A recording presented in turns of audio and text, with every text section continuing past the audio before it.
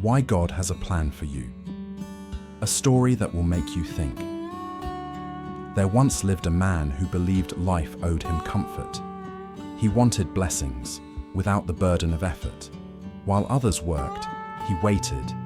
While others planted, he hoped someone would feed him. But one day, something he witnessed would shake his soul and teach him a lesson he would never forget.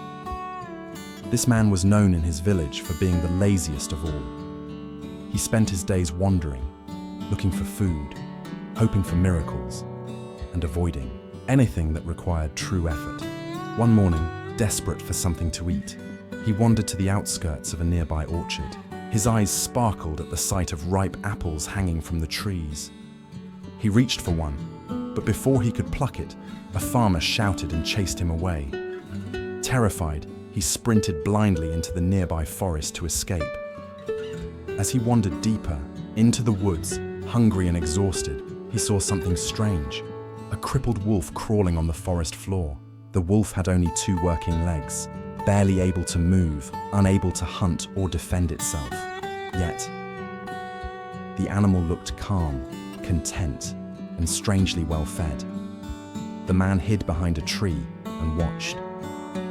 Moments later, the forest grew quiet.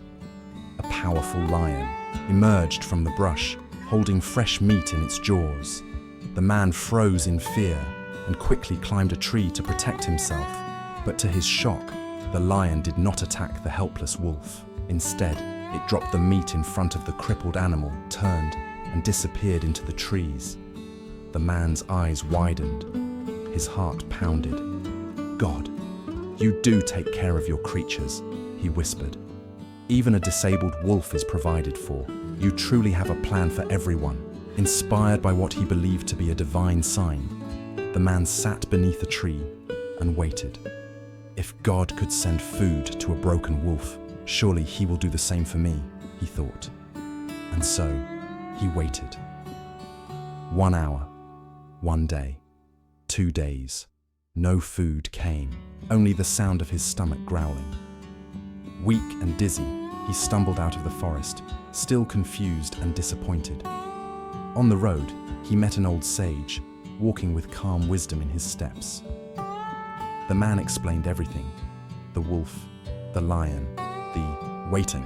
Then he asked, "Why didn't God feed me like he fed the wolf?" The sage smiled gently and replied, "My son, God does have a plan for everyone, but you misunderstood the sign he gave you.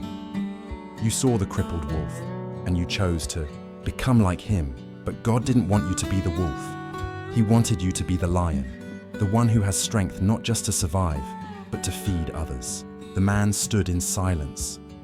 "How often," the sage continued, "do we look at the world, hoping for shortcuts, when all along we were meant to become strong, kind, and giving?"